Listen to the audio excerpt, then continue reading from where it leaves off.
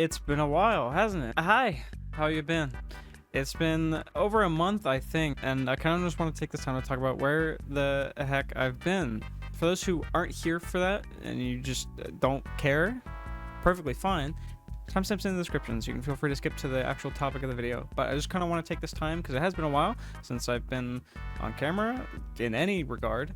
So for those who are in my Discord or have paid attention to my Twitch a little bit, you will have known that I was participating in the the Great Push, the TGP tournament, where all the big Mythic Busters prove their worth. Long story short, that's over for us now. Thankfully for me and my mental, I actually have free time now. I can make content, I can stream, I can do whatever the fuck. We went dark because, well, we can't be showing our strats on stream and giving our opponents some sort of advantage through them knowing what we're gonna do. So that's why there was no stream or no content going on. Though I was still very active in my Discord, so feel free to join that, by the way, if you haven't already. As far as the blonde hair goes, it's for the reason you might think: go Team Black. With the War Within coming around and TGP over, at least for us, I do plan to make a good amount more content. I definitely have some ideas floating around up in the old noggin that I really want to do. I don't make that much content even when I'm not doing stuff like TGP, and that kind of has to do with I'm a little hesitant of a person. I'm a very perfectionist when it comes to the content that I make to a certain extent. Some of the stuff I get isn't even up to my standards that I have up now. I still have like issues with like, oh, I should just take X or Y thing down because I'm still not happy with like 2 seconds of it or something. So yeah, don't expect like 1 video a day type shit, but I do still have content that I want to do. I also plan to, in this upcoming expansion, play more than just Druid. I know a lot of you are here particularly for just Druid, but with the environment that I'm in, I can't really just one-trick Druid anymore. I kind of have to play what is the best. And that's fine with me, but for those who are interested in specifically only Druid stuff, Druid's always going to be my main. I'm always going to play Druid. I will always have an Druid up to date as far as like eye level and like knowledge goes. But as far as like next season and the War Within, what is meta, you'll probably see that for me more than exclusively just Druid. So I'm sorry for anyone who might get annoyed at that, but that's just the nature of the environment that I'm in, and if I want to perform at the highest level, I have to play at the highest level, and playing at the highest level means playing what is the best. So again, I'm sorry for that. This video in particular has been on my mind for the better part of a month now. I've been wanting to get a video like this out. I'm not going to be talking about every single change with Druid in regards to the War Within, but I am going to be talking about the 2 big things: Keeper of the Grove hero talents and the Wildstalker hero talents. So we're going to get into it. I've been stalling long enough. So again, I hope you guys can forgive me for the absence, but without further ado, I want to clarify before I start talking about this that my perspective is primarily focused around Mythic Plus and pretty much exclusively Mythic Plus. What I say can and might pertain to Arena or Raid in some situations, but generally just know that when I'm talking, I'm focused primarily on Mythic Plus. That's where my head's at, so take that as you will. But going into the War Within, our Druid, I'll be frank, is losing a lot. We have to know what we're expecting, and what we're expecting is we're losing the best tier set we've ever had, and we're losing Adaptive Swarm. Both of those things are gone. For better or for worse, depending on your opinion of either of those, it is a huge setback to our throughput, losing either. The hero talents going into this expansion are going to have to make up for that, as well as make up for the lack of secondary stats, because this is a new expansion, and at the start of an expansion, generally, you lose a lot of secondary stats, which that remains to be the case. The hero talents are going to have to do a lot of heavy lifting going into the War Within. Let's get into the first one, and I'm going to start this video off on kind of a bad note, but I have a reason for it. Let's start off with Wildstalker, okay? Now, I'm going to be frank. I think Wildstalker kind of fucking sucks. I'm kind of disappointed. It's really boring, and it only really does single target damage. But I'm getting ahead of myself. Let's start with how Wildstalker works. Rip and Rake can apply a dot. It does good single target damage. It can do some AoE damage if you force it to proc or if it falls off. And it also will increase all of your other damage. Think of it kind of like Swarm, but if Swarm did some AoE damage a little bit. And the same can be applied for the second half for the healing part, which is Wild Growth, Regrowth, and F-Flow can apply a Hot. That Hot does good single target healing. it can proc some AoE damage, and it increases all of your other healing. This is basically Blizzard's replacement for Swarm, but it's a much more watered down and, dare I say, neutered version of it. And what I just told you, unironically, is about the extent of the spec. That's about as deep as it goes, is that you randomly can get a hot or a dot, it will increase your damage, do some AoE damage, and that's it. I'm not exaggerating. That's pretty much it. I can read the notes for you. This one just increases your damage or healing when you're in cat form. Moonfire and Sunfire increased by 10%. Cool. This gives you some crit if you open from Prowl. It makes your abilities crit, and if you cast Regrowth for the next 10 seconds, all of your hots will have 8% increased crit.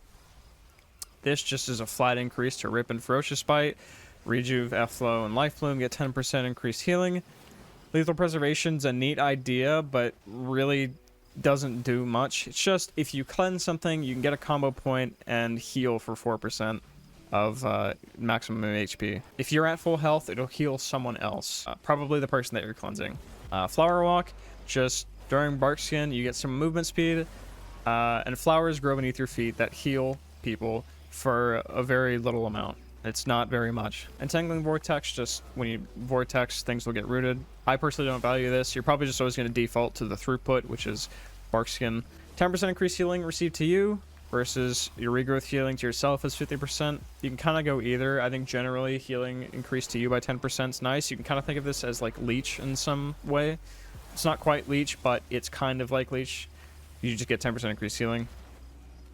Okay, then we get down to the meat and potatoes, right? Down here is where things start to get quote-unquote interesting, but not really. Again, what I described to you at the start of this segment is the extent of it. Resilient Flourishing is pretty simple. Just the hot and dot from Thriving Growth will last 2 additional seconds, and when an enemy dies with the dot, it'll transfer to a nearby enemy for the remaining duration.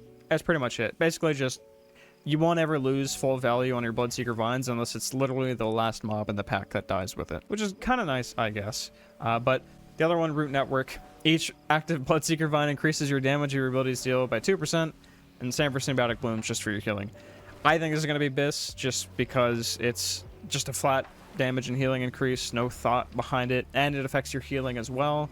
This only affects your damage for the most part. Obviously, you get the 2 additional seconds in Symbiotic Blooms, but that's not really that much compared to the 2% at least extra healing you get with the hot. Bursting Growth, this is kind of interesting a little bit, but not much. This is that AoE component I was talking about. When Bloodseeker Vines expire or use Ferocious Bite on their target, they explode in thorns, dealing X damage to nearby enemies, reduced beyond 5 targets. When Symbiotic Blooms expire or you cast Rejuve on their target, flowers grow around their target, healing them and up to 3 nearby allies for a very small amount. This doesn't really do much for healing, pretty much at all. This is practically useless for healing, right? Like if they have Symbiotic Blooms on, if you have Symbiotic Blooms on someone and you're casting Rejuve, why would you be casting Rejuve to do AoE healing? It doesn't really make sense. As far as the damage goes, it's nice for damage, especially if you play Resilient Flourishing, because what can happen is you have Resilient Flourishing, the mob dies, it explodes from Bursting Growth, and then that Bloodseeker Vine transfers to the next mob, and when that expires, it will also explode again. So, like, you can do a neat little damage meme there with that, but that's not the most, like, effective use, I think, of these talent points. I personally don't think that's worth enough. This node, Twin Sprouts. When Bloodseeker Vines grow or Symbiotic Blooms grow, they have a 20% chance to cause another growth of the same type to immediately grow on a valid nearby target. This is kind of nice. Just when either procs, it can just proc another at 20%. Doesn't proc that often, obviously, it's only 20%, but it's something. And the extra throughput can be nice. Again, especially if you're playing something like Resilient Flourishing or Bursting Growth, you can do some nice damage memes there. Or Implant. Your Swiftman causes a Symbiotic Bloom to grow on the target for 4 seconds. This isn't that bad, but it's not enough.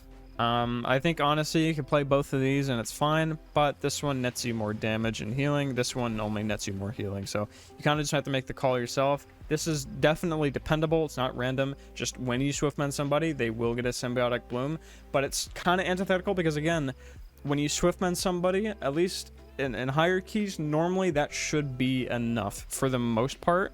They don't need the Symbiotic Bloom afterwards. If you're Swiftmaning somebody, usually It's either to set up for a ramp, in which case this is fine, or you're like spot healing someone, and they don't need the Symbiotic Bloom afterward because the Swiftmen should be able to do enough in that scenario. So it's kind of counterintuitive. It's kind of weird, but not the worst. And then the last one, you would think this would be really interesting and cool, but it's not.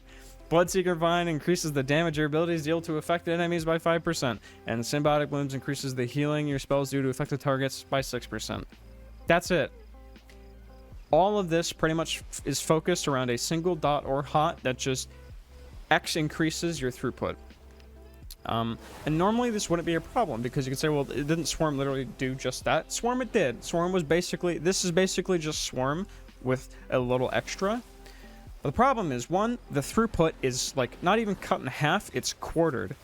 The damage is nice, but the healing is like down from 20% hot increase to just 6%, maybe 8% and 10% sometimes, maybe. Now, I know that there's an important distinction, which is that this increases all of your healing and not just your hots. Unlike Swarm only increased your healing over time, but like, I mean, we're in our Druid. Pretty much all of our healing is healing over time, except for like Swiftmend and Impact Regrowth heals, so not that important of a distinction there. But also, at least for the healing component, practically useless. And I'll show you what I mean. So again, the way these proc is Rip and Rake will proc the dot, Wild Growth, Regrowth, and F-Flow will proc the hot, okay? As it currently stands, right now, the dot, it's like an 80-20 dot to hot proc ratio, and I mean that. So like, I'll hit this target dummy, and you'll see what I mean. It'll proc pretty much instantly. See, there's the dot, right? It procs, does a good amount of single target damage, and it increases our damage. I got 2 procs there. Cool. That's literally it, right? The hot, however, can take a while. So you procced again. The hot can take a while. So it's F-Flow, Regrowth, and Wild Growth. This is going to take a while. It procced on someone there. Okay. But let's see how long it takes for it to proc on myself. I'm standing in my F-Flow. I'm Wild Growthing myself. It procced on someone else there. Still not procking on me. Standing in my F-Flow. Just waiting. There we go. It finally got a hot. Okay? That, to me, is the core problem with this spec. Is that, at the end of the day, we are a healer. Okay? And as fun as it might be to do giga damage and you know, pad the overall and stuff, as far as damage goes, we are a healer and we need to have, most importantly, reliable healing. Going into this expansion, we're losing Swarm, which was definitely more predictable than this, and we're losing the best tier set we've ever had, which guarantees us reactability to any situation. We're losing that. We don't have any reactivity for the most part. I mean, we have double Swiftmen now, which I'll get into that probably in a later video. We have double Swiftmen now, I guess, but our tier set from Dragonflight was way better as far as reactivity goes. And we're losing that. And so playing with a hero spec that's completely RNG for healing that you can't really rely on, I think is really, really bad in any situation where you need to actually heal. Now, it could be that at max gear, we could win the throughput lottery, as my friend said, and just, it doesn't matter, right? We could just do so much healing that it doesn't matter if it's RNG with something like Wildstalker, because we're doing so much healing anyway that, you know, it beats out the RNG of this.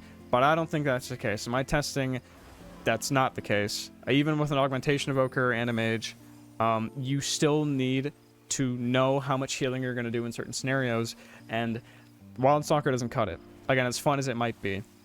Something that's important to bring up, at least for people who are looking to push the super high end of keys, is that this spec is primarily focused on damage, right? It's all cat weaving damage. It encourages you to play Convoke and play Call of the Elder Druid, and I'll get into this fucking talent at some point. Encourages you to play for damage, for the most part, right? We're a healer, and we need to do healing. And right now, in the current Mythic Plus landscape on retail, if I want to do a lot of damage at the expense of a lot of healing, how am I going to do that in the super high keys? Spoiler alert, for those who've seen our plus 34 Atala Dazar video from Season 3, we're just going to play Boomy. Unironically, you're just gonna play Boomy instead of playing something like Wildstalker. In a situation where I can get away with that much of a healing loss by not playing something like Keeper of the Grove, you just rather play Boomy. The spec virtually does 0 healing, or adds 0 to your healing, and we're already coming in at a net loss with a lot of secondary stats lost, and our loss of a tier set, and our loss of Swarm. So this hero talent spec needed to make up for that, and it doesn't. It does a lot of damage, but that's it, unfortunately. That's my take as far as Wildstalker goes. I'm very disappointed. I wish it was better, but unfortunately it's not. Also, something else, by the way, is because of like the dot increasing your damage done, it's kind of clunky because like with something like Call of the Elder Druid and Convoke, right? You kind of want to wait until you get it to proc before you would press Convoke. That way you can maximize something like Convoke's damage. But that's really weird because then you're like waiting for Convoke. And if you're playing Call of the Elder Druid, you want to line up your Call of the Elder Druid with Convoke because they're both 1 minute. But if you're waiting for the proc, that makes it a lot more awkward. It's very weird. Now, obviously, you could just say fuck it and ignore whether or not it procs and just press Convoke off cooldown. That would be the way that you would play that, probably. But it doesn't change the fact that it feels bad. And it feels like you're losing damage arbitrarily, and it's just up to RNG. I know I've been kind of dooming, but now I want to talk about what I think is the most fun part about our Druid that I've found so far, which is Keeper of the Grove. This talent spec surprised me. It's a lot more fun. If you don't like Grove Guardians, obviously you're probably not going to like Keeper of the Grove. But I will say that Keeper of a Grove is less about the trees themselves and more about what happens after you press the trees. The way the spec works is there's a lot actually going on, and to me that's fun. Most notably, when you press Grove Guardians, you will get a proc. It's called Dream Surge. Your next targeted heal, so Swift Mend or Regrowth, will create 3 Dream Petals near the target. Those Dream Petals will just do some splash AoE healing. Obviously, that will scale with your mastery, but just I'll show you what it looks like, right? I press Grove Guardians. Okay, I got a proc. Dream Surge, your next targeted heal creates 3 Dream Petals near the target. Okay, press Regrowth. See the petals spawn around me. It does some healing. Okay, a nice, predictable AoE healing proc. This, in some way, kind of makes up for our tier set from Season 3 of Dragonflight and Season 4. Not the most. Our tier set from Dragonflight's definitely way better than this, but it's something. It gives you some amount of reactivity and predictability, knowing, okay, when I press Grove Guardians, I get a guaranteed proc, it will do a guaranteed amount of healing, and I can game it by having more hots out and more mastery. That's good. It makes up for that a little bit, okay? That already itself is really good. It adds to our reactability as an Druid. We get Trance of the Moon. Your Grove Guardians cast Moonfire on nearby targets about once every 6 seconds, which is pretty good, actually. It gives us more time to do other things like ramp or put up Catweave and still Catweave, because we can still Catweave with Keeper of the Grove. Don't think because we're not playing Wildstalker, we can't Catweave. We can still Catweave, but this just makes it so that when we have Grove Guardians out, which you pretty much always will have a Grove Guardian out in combat now, you just cast Moonfire randomly. It's a little weird because there's some times where it's like you'll have a Grove Guardian out and you know it's going to cast a Moonfire, so you're kind of just waiting for it to hit a mob at some point. It will override your current Moonfires, but that's not that big of a deal. For free globals, for Moonfire spam that's off global pretty much, because you don't have to think about pressing Grove Guardians. It's off global. There's no like detriment to pressing it. This is pretty good for throughput and damage overall. 5% maximum increased mana. Nothing crazy. This, to me, is crazy. Your Regrowth protects you, reducing damage you take by 8% while Regrowth is on you. You're pretty much always going to have Regrowth on you anyway. 8% damage reduction with having Regrowth on you is pretty fucking insane. This is basically the DR that priests get for flash healing themselves, but just on an Druid. And this is crazy because with the rework to the clash tree, which I'm not going to talk about in this video really, but I'll probably cover in a separate video. Urson Vigor, it gives you 15% increased HP. Ursoc Spirit gives you 10% increased HP in bear form, plus something like Protective Growth. When we're in bear form, we're going to be at functionally a 58% DR. That's crazy. Every time you go bear form, as long as you have Protective Growth on you, you'll have basically a 58 to 50. I think it's like 53 or 58% DR, which is crazy. Okay, I can't understand how insane I think this talent is, giving our Druid even more tankiness on top of what we already have. Bear Form already got buffed with Ursoc Spirit. Now we just have more because of Protective Growth. This is really good. Power of Nature, your Grove Guardians increase the healing of your Rejuve, Efflow, Life Bloom by 5% while active. This does stack, so this stacks for each Grove Guardian you have out. So you look top right, spam Grove Guardians. I got 3 stacks of Power of Nature. All my healing from Rejuve, Efflow, and Life Bloom is increased by 15%. This does affect the Bloom from Life Bloom. It affects Life Bloom's healing itself. Very, very good. Durability of Nature. This one I was actually a lot more excited for than it turned out. Your Grove Guardians Nourish and Swiftend spells also apply a minor Send Ward that heals the target. So it's basically just a mini Send Ward they'll apply to whoever they heal. Downside to this talent, 1, doesn't do that much overall, and 2, it's buggy as hell. Sometimes this Cenarian Ward will just disappear, and I'm not really sure what causes it to do that, but it will just do that. Sometimes it won't apply it at all. I'm not sure how this works. It's probably just buggy, and I'm overthinking it, but point being, overall, at least in details, this didn't really do that much. It did maybe 2 or 3% overall.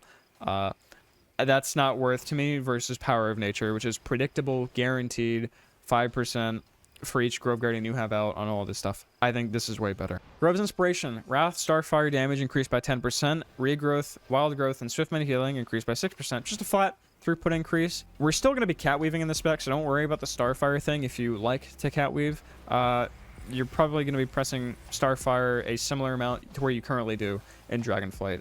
So I wouldn't worry about this. Just a flat healing increase. Potent enchantments. This isn't bad, but it's one of those things where it's like when you proc Reforestation, you don't really need it. There's no meaningful difference between having it for 10 seconds and having it for 12 seconds. It's not like you get an extra tree for that. It doesn't really make any sense. So don't worry about this. You're probably going to play Grove's Inspiration. It's just generally better, I think. Blooming Infusion. Every 5 regrowths you cast makes your next Wrath, Starfire, or Entangling Roots instant and deal 100% increased damage.